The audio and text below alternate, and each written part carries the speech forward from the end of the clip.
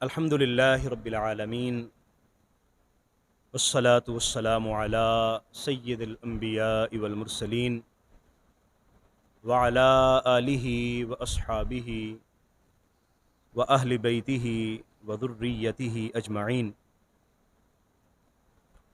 اما بعد فاعوذ باللہ من الشیطان الرجیم، بسم اللہ الرحمن الرحیم۔ قال اللہ تبارک وتعالی وَنَادَيْنَاهُ أَن يَا إِبْرَاهِيمُ قَدْ صَدَّقْتَ الرُّؤْيَا إِنَّا كَذَلِكَ نَجْزِي الْمُحْسِنِينَ۔ صدق اللہ مولانا العظیم وبلغنا رسولہ النبی الامین الکریم الرؤوف الرحیم۔ وقال اللہ تبارک وتعالی فی شان حبیبہ مخبرا وآمرا ان اللہ وملائکتہ یصلون علی النبی یا ایہا الذین آمنوا صلوا علیہ وسلموا تسلیما۔ الصلاة والسلام علیک یا سیدی یا رسول اللہ وعلی آلک واصحابک یا سیدی یا حبیب اللہ۔ الصلاة والسلام علیک یا سیدی یا رحمۃ للعالمین وعلی آلک واصحابک یا سیدی یا امام الانبیاء والمرسلین۔ اللہم صل وسلم وبارک علی سیدنا و مولانا محمد اجود الخلق وعلی آلہ وصحبہ اجمعین۔ معزز و محترم حضرات خلفاء کرام، سالکین ذی احتشام، علماء کرام، حضرت ابراہیم اللہ تعالیٰ کے وہ برگزیدہ نبی اور رسول ہیں جنہیں جد الانبیاء ہونے کا شرف حاصل ہے۔ حضرت ابراہیم علیہ السلام وہ عظیم ہستی ہیں، قرآن میں اللہ نے جنہیں سلام فرمایا اور فرمایا سلام علی ابراہیم۔ حضرت ابراہیم علیہ السلام پر اللہ نے سلام بھیجا۔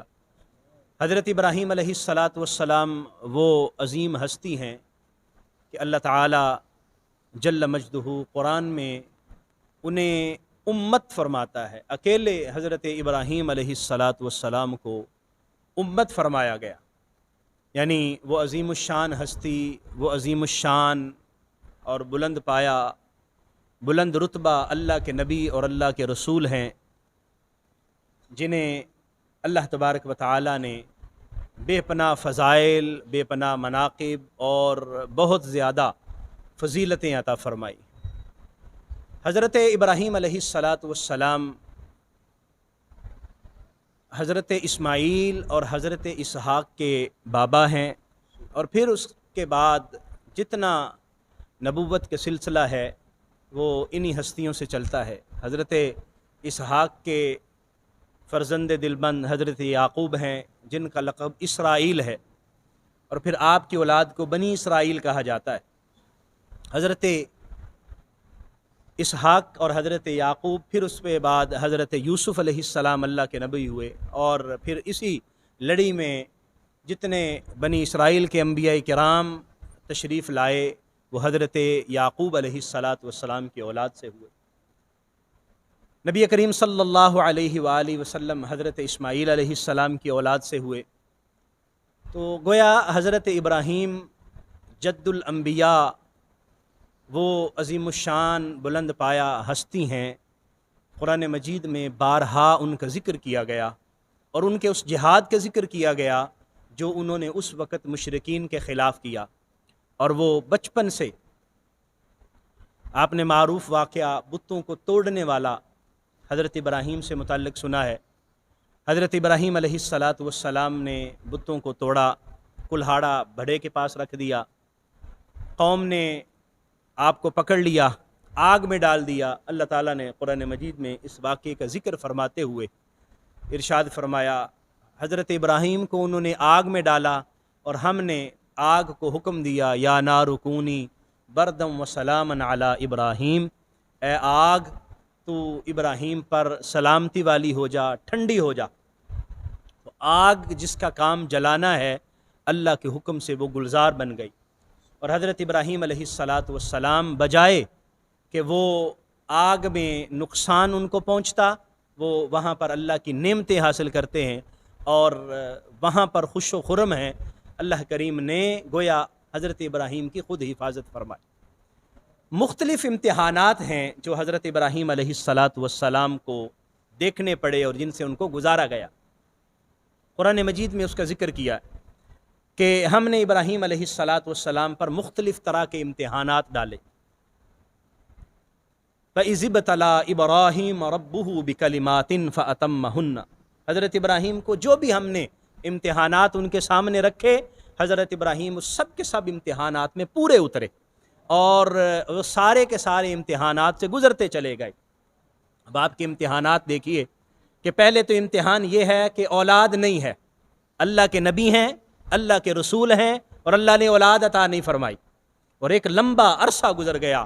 مختلف روایات ہیں، کسی نے 90 سال کا ذکر کیا، کسی نے 80 سال کا، کسی نے 100 کا، بہرحال ایک بہت لمبی عمر ہو چکی لیکن اولاد نہیں ہے۔ یہ امتحان ہے، لیکن مجال ہے کہ زبان پر کوئی کلمہ شکوہ آیا ہو، کوئی زبان پر شکایت، حرف شکایت آیا ہو کہ یا اللہ میں تیرا نبی ہوں، تیرا رسول ہوں، میرے پاس بھی اولاد نہیں ہے۔ نہیں، جیسے مالک راضی ہے اس کی رضا میں راضی رہے، لیکن دعا اللہ کی بارگاہ میں ضرور کی، کیونکہ دعا اللہ تبارک و تعالیٰ کا حکم بھی ہے اور دعا اللہ تبارک و تعالیٰ کو پسند بھی ہے، اور دعا سے اللہ تعالیٰ خوش بھی ہوتا ہے۔ اس لیے نبی دعائیں ہمیشہ مانگتے ہیں، آگے اس مالک کی رضا ہے وہ جس طرح کرے۔ اچھا، پھر اولاد ہوئی،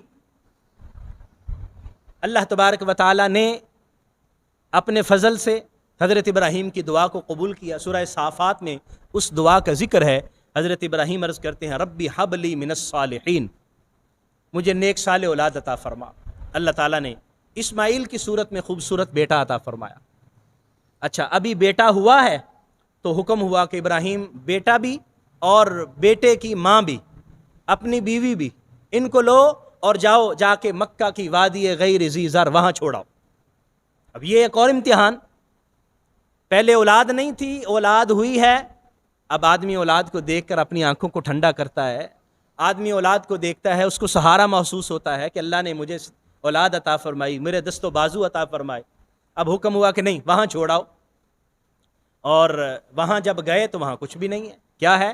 ریت ہے، پہاڑ ہے، خشک پہاڑ ہیں، پانی کا ایک قطرہ بھی نہیں ہے، سبزے کا ایک پتا بھی نہیں ہے۔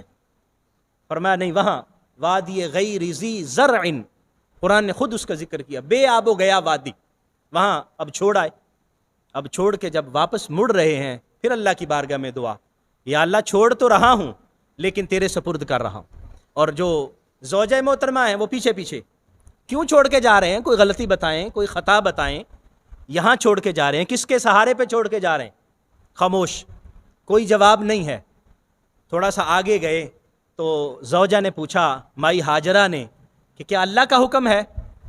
سر ہلایا، کہا ہاں اللہ کا حکم ہے۔ فرمایا بسم اللہ، تشریف لے جائیے، اگر اللہ کا حکم ہے تو پھر اللہ ہمیں ضائع نہیں فرمائے۔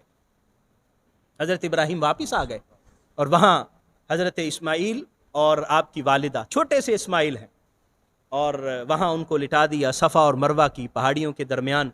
اب پانی نہیں ہے، کھانے کو کچھ نہیں ہے، جو کچھ زاد راہ ہے وہ ختم ہو چکا ہے۔ اب حضرت مائی ہاجرہ ادھر جاتی ہیں صفا، کبھی مروہ کی طرف، کبھی صفا کی طرف، کبھی مروہ کی طرف، پانی ڈھونڈتی ہیں، اور اللہ تبارک و تعالی حضرت اسماعیل علیہ السلام کی ایڑیوں سے آب زمزم کا چشمہ جاری فرما دیتا ہے۔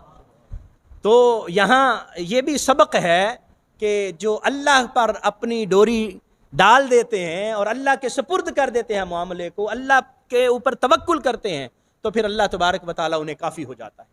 وَمَن يَتَوَكَّلْ عَلَى اللَّهِ فَهُوَ حَسْبُهُ، جو توکل اللہ پر کرتا ہے پھر اللہ اس کو کافی ہو جاتا ہے، پھر کوئی مسئلہ نہیں ہے۔ وہاں جہاں پر پانی ممکن نہیں ہے، اللہ کریم وہاں سے بھی چشمے جاری فرما دیتا ہے، اور پھر وہ جگہ جہاں پر تصور بھی نہیں لوگ کر سکتے تھے کہ یہاں کوئی آباد ہوگا، وہ ایسا آباد ہوا کہ آج لوگ وہاں جانے کے لیے تڑپتے ہیں، آج لوگ وہاں جانے کے لیے دعائیں مانگتے ہیں، اور پوری روئے زمین کے لوگوں کے دلوں میں اس جگہ کی محبت پیدا کر دی گئی، اور جلدی ہی وہ شہر آباد ہو گیا۔ اللہ کا گھر وہاں تعمیر کیا گیا۔ حضرت ابراہیم علیہ السلام کے امتحانات، حضرت اسماعیل بڑے ہو گئے اور واپس آتے ہیں، حضرت ابراہیم اپنے بیٹے سے ملتے ہیں، زوجہ سے ملتے ہیں، یہاں کچھ وقت گزارتے ہیں۔ اب اللہ کی طرف سے جو نیک صالح بیٹا عطا فرمایا، اب ایک اور امتحان ہے۔ اللہ تبارک و تعالیٰ نے خواب میں اشارہ فرما دیا کہ وہی بیٹا جو کتنی دعاؤں سے اللہ تعالیٰ نے عطا کیا، اسی بیٹے کو اللہ کے رستے میں ذبح کر رہے، قربان کر رہے، 1 دن 2 دن 3 دن۔ اب خواب کو، جو نبی کا خواب ہوتا ہے وہ عام خواب نہیں ہوتا، نبی کے خواب وہ حقیقت پر مبنی ہوتے ہیں، وہ نبوت کا حصہ ہوتے ہیں۔ تو اب پریشانی بھی ہے، حیرانی بھی ہے کہ بیٹا وہ بھی اتنی عمر میں اللہ تعالیٰ نے عطا فرمایا، اتنی عمر گزرنے کے بعد اور اتنی دعاؤں کے بعد، اور پھر پہلے حکم ہوا کہ چھوڑ دو، چھوڑ دیا، اب حکم ہوا ہے کہ اب اللہ کے رستے میں اس کو قربان کر دیا جائے۔ تو بیٹے سے بات کرتے ہیں اور حضرت ابراہیم علیہ السلام فرماتے ہیں، میرے بیٹے سنو، اللہ تبارک و تعالی نے مجھے حکم دیا ہے، یا بنی انی اری فی المنام انی اذبحک فانظر ماذا تری، بیٹا میں خواب میں دیکھتا ہوں کہ میں تمہیں اللہ کے رستے میں ذبح کر رہا ہوں، میں تمہیں ذبح کر رہا ہوں، فانظر ماذا تری، تو ذرا غور و فکر کر لے، تیری رائے کیا ہے؟ سبحان اللہ، ایسے فرما بردار بیٹوں پر 1000 بیٹے قربان اور 1000 خواہشات قربان۔ وہ بیٹا جو پہلے ہی باپ کی جدائی کا اتنا عرصہ، بچپن کا عرصہ سارا باپ کی جدائی میں گزرا، شکوہ نہیں ہے کہ ابا جی پہلے تو آپ ہمیں یہاں چھوڑ کے چلے گئے اور اب آپ یہ باتیں کر رہے ہیں، ان کا جواب سنیے۔ سبحان اللہ، جو خانہ نبوت میں پروان چڑھا اور جس کی تربیت حضرت مائی ہاجرہ نے کی، سبحان اللہ، اس بچے کا جواب کیا ہے؟ قرآن نے اس کا ذکر کیا۔ حضرت اسماعیل عرض کرتے ہیں، یا ابت افعل ما تؤمر ستجدنی انشاءاللہ من الصابرین۔ والد محترم، اللہ نے جو آپ کو حکم دیا ہے آپ اس پر عمل کیجئے، انشاءاللہ آپ دیکھیں گے کہ میں صبر کرنے والا ہوں۔ آپ چھری گلے پہ چلائیں گے تو میں روؤں گا نہیں، میں آہ و فغاں نہیں کروں گا، شکوہ و شکایت نہیں کروں گا، آپ مجھے قربانی کے لیے پیش کریں گے تو میں بس صدق و نیاز اور سر تسلیم خم کرتے ہوئے میں قربانی کے لیے پیش ہوں، آپ اس پر عمل فرمائیے۔ حضرت ابراہیم علیہ السلام لے گئے، اور معروف روایات ہیں کہ جب حضرت ابراہیم علیہ السلام حضرت اسماعیل کو لے کر جا رہے ہیں تو پیچھے اپنی زوجہ کو نہیں بتایا، لے کر چلے گئے، پیچھے شیطان آ گیا، شیطان نے آ کے پہلے گھر والی کو، اس کو چکر دینے کی کوشش کی اور کہا تمہیں پتہ ہے کہ تمہارے بیٹے کو تمہارا شوہر کہاں لے کے جا رہا ہے؟ تو کہا یہ باہر اس کام کے لیے گئے ہیں۔ کہا کام کے لیے نہیں گئے، وہ تمہارے بیٹے کو ذبح کر دے گا۔ اسے کہا کوئی باپ اپنے بیٹے کو بلا ذبح بھی کرتا ہے؟ کوئی ایسی بھی کوئی تم بیوقوفی والی باتیں کر رہے ہو، ایسا بھی کبھی ہوتا ہے؟ اس نے کہا وہ کر دے گا۔ کہا کیوں کر دے گا؟ کہا اس کے اللہ نے اسے حکم دیا ہے۔ کہا اللہ نے حکم دیا ہے، پھر ایک اسماعیل کیا، پھر ہزاروں اسماعیل۔ جب اللہ کا حکم ہے تو پھر کیا پرواہ ہے؟ اس نے دیکھا کہ یہ کام یہاں نہیں چلا، وار یہاں پر نہیں چلا، آگے حضرت اسماعیل علیہ السلام کے پاس پہنچ گئے۔ اسماعیل پتہ ہے کہاں جا رہے ہو؟ ہاں والد محترم کے ساتھ جا رہا ہوں۔ کہا یہ مذاق نہیں ہے، تمہیں اللہ کے رستے میں قربان کرنے کے لیے جا رہے ہیں اور خون بہا دیں گے اور یہ گلا کاٹ بھی دیں گے۔ انہوں نے کہا کہ جب اللہ کا حکم ہے تو گلا کاٹ دیں، پھر اس میں کیا پرواہ ہے؟ کہا یہ بھی تسلیم و رضا کے پیکر، بیٹا بھی اسی طرح، اور 10-11 سال کی عمر ہے بیٹے کی، کوئی جوانی کی بہت زیادہ کوئی عمر بھی نہیں ہوئی، 10-11 سال کا بیٹا، اور تسلیم و رضا کی کیفیت یہ ہے۔ اور پھر کہا چلے ابراہیم کے پاس گئے، اور وہ پہلے ہی اللہ کے نبی اور رسول ہیں جنہوں نے سب کچھ اللہ کے رستے میں قربان کیا ہے، تو ان کی طرف سے بھی یہی جواب ملا۔ اور جب دیکھا کہ یہ وار کوئی بھی کارگر نہیں ہو رہا، کوئی بھی وار کارگر نہیں ہو رہا، پھر شرمندہ ہو کر بھاگا، اور روایات میں آتا ہے کہ کنکریاں بھی وہاں پر ماری گئیں، حضرت مائی ہاجرہ نے، پھر حضرت اسماعیل نے، اور پھر حضرت ابراہیم علیہ السلام نے، جو آج حج میں رمی جمار کے طور پر معروف ہیں اور اس سنت کو ادا کیا جاتا ہے۔ تو یہ بھی امتحان تھا، حضرت ابراہیم علیہ السلام نے اسماعیل کو لٹا دیا، گلے پہ چھری بھی چلا دی، لیکن اللہ تبارک و تعالیٰ نے قرآن میں کیا ارشاد فرمایا؟ فرمایا وَنَادَيْنَاهُ أَن يَا إِبْرَاهِيمُ، حضرت ابراہیم نے جب لٹایا، چھری چلا دی، چھری چل نہیں رہی، چھری کو پھینکا، پتھر پر مارا، اور وہ جب پتھر پر چھری لگی تو پتھر دو ٹکڑے ہو گیا۔ حیران ہوئے، عجیب تو چھری ہے، پتھر کو تو دو ٹکڑے کر رہی ہے اور نرم و نازک جلد کو کچھ بھی نہیں کر رہی۔ اللہ تعالیٰ کی طرف سے ندا آئی کہ ابراہیم یہ تمہارا امتحان تھا، وَنَادَيْنَاهُ أَن يَا إِبْرَاهِيمُ، ہم نے ندا دیا ابراہیم، قد صدقت الرؤیا انا كذلك نجزی المحسنین، ابراہیم تو نے اپنا خواب سچ کر دکھایا۔ اور یہ خواب تھا، کہہ بھی سکتے تھے کہ خواب ہے، خواب کی کیا حیثیت ہے، لیکن نہیں، نبی جانتے ہیں کہ خواب کی کیا حیثیت ہوتی ہے اور کیا اہمیت ہوتی ہے۔ خیر، اللہ تبارک و تعالیٰ نے اس کے عوض، ان کی قربانی کے عوض، اور حضرت اسماعیل علیہ السلام کو اللہ کے حضور پیش کرنے کے عوض، اللہ تبارک و تعالیٰ نے جنت سے جانور بھیجا اور فرمایا کہ ابراہیم اسماعیل کے بدلے میں اس کو اللہ کے رستے میں قربان کرو، اور تمہاری قربانی کو اللہ نے ایسے قبول فرمایا کہ وَفَدَيْنَاهُ بِذِبْحٍ عَظِيمٍ وَتَرَكْنَا عَلَيْهِ فِي الْآخِرِينَ، اور اب ہم نے اس سنت کو رہتی دنیا تک جاری کر دیا، اب قیامت تک آپ کی سنت پر عمل ہوتا رہے گا۔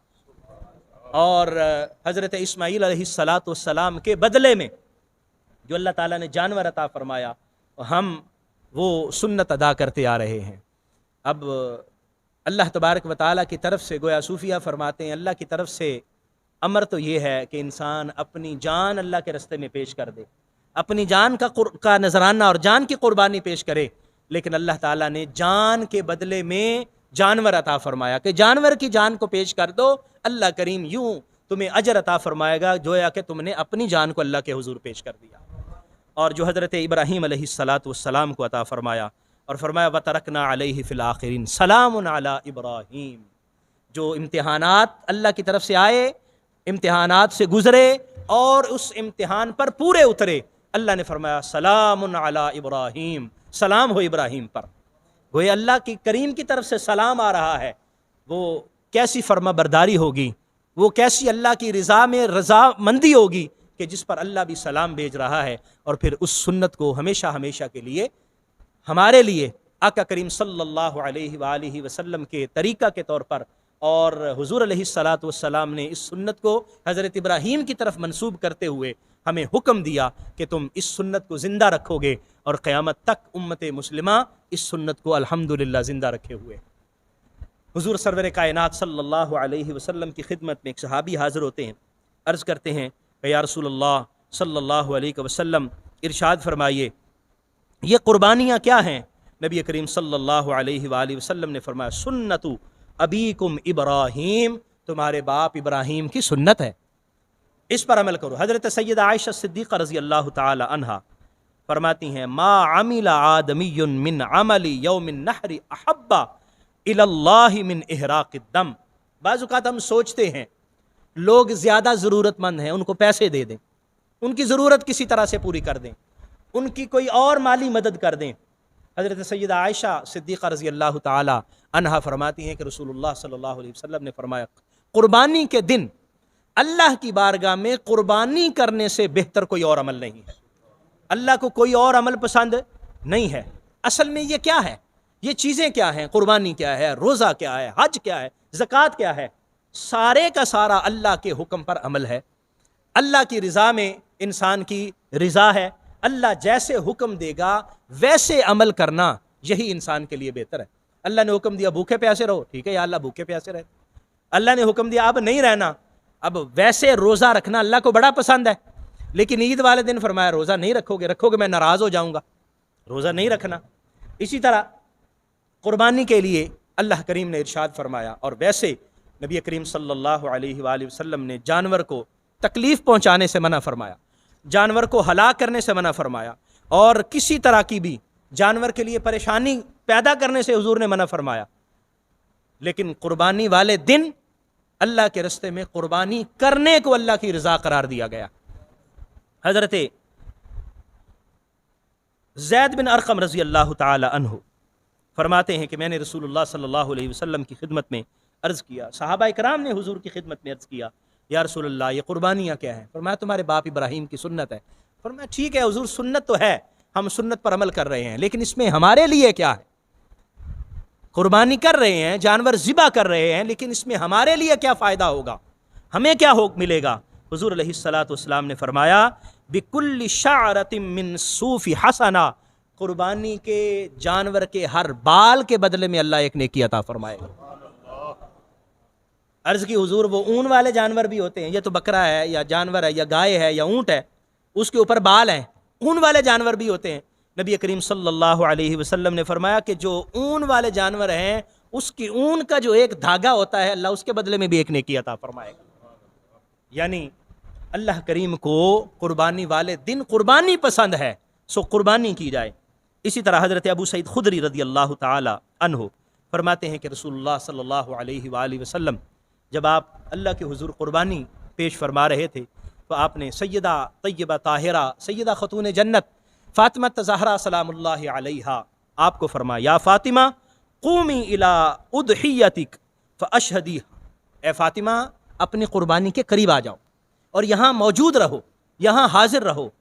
فإن لک بأول قطرۃ تقطر من دمها ان یغفر لک ما سلف من ذنوبک، فاطمہ ادھر آ جاؤ، اور جب جانور ذبح ہو رہا ہے اللہ کریم اس کے ہر قتلے کے بدلے میں تمہیں اجر عطا فرمائے گا، اور جو جانور ذبح ہوتا ہے اللہ کریم اس کے ہر کے بدلے میں قربانی کرنے والے کے گناہ کی بخشش فرما دیتا ہے۔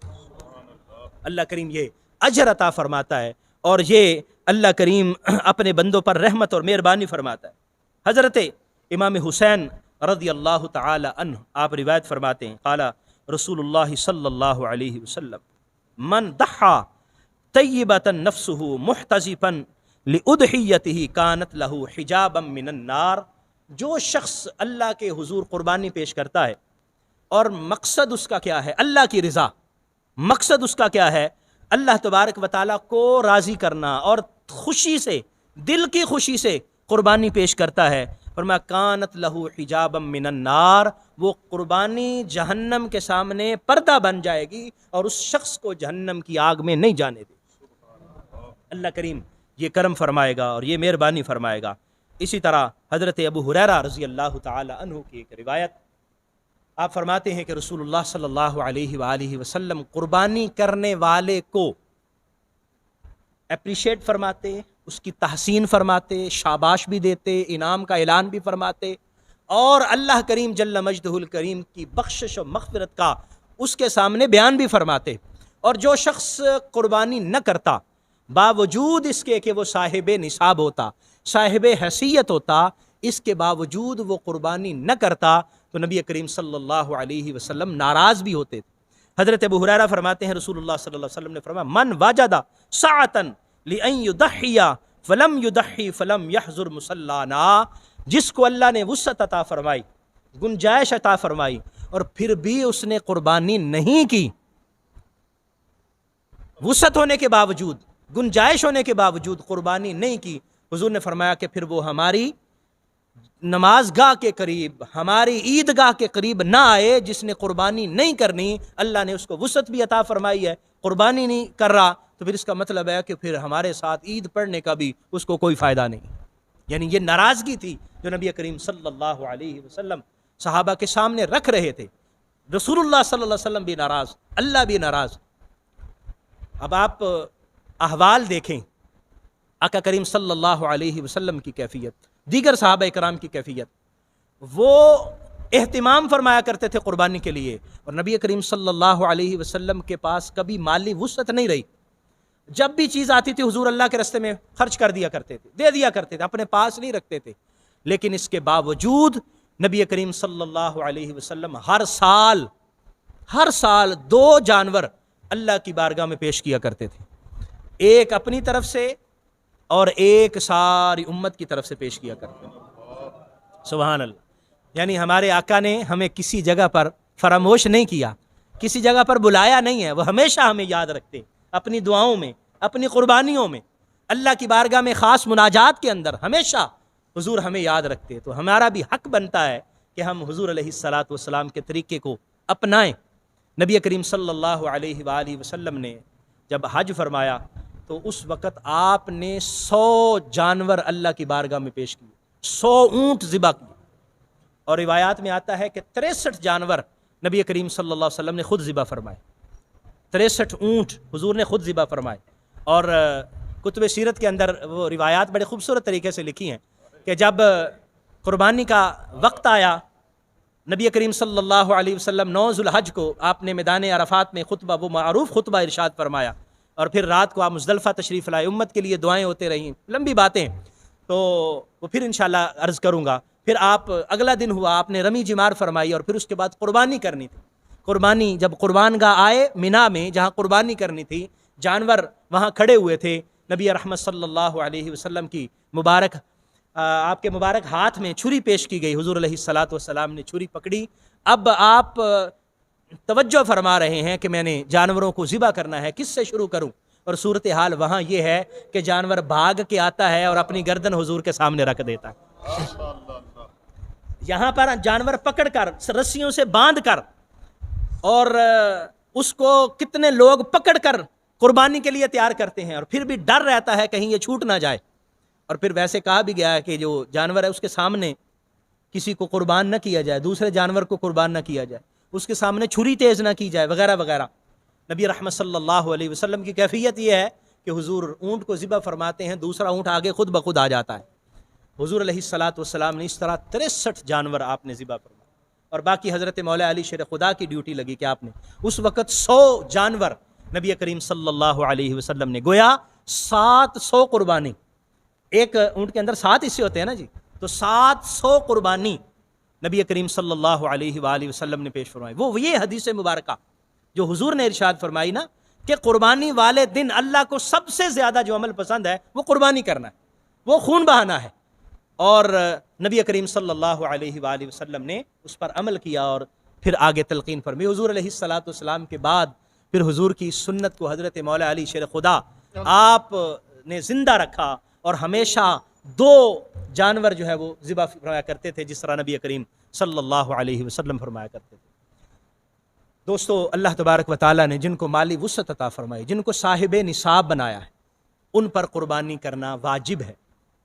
قربانی کے لیے وہی نصاب ہے جو صدقہ فطر کے لیے، جو زکوٰۃ کے لیے ہے۔ زکوٰۃ میں صرف فرق یہ ہے کہ مال پر سال گزرنا ضروری ہے، لیکن قربانی کے لیے سال گزرنا ضروری نہیں، جس طرح صدقہ فطر کے لیے سال گزرنا ضروری نہیں۔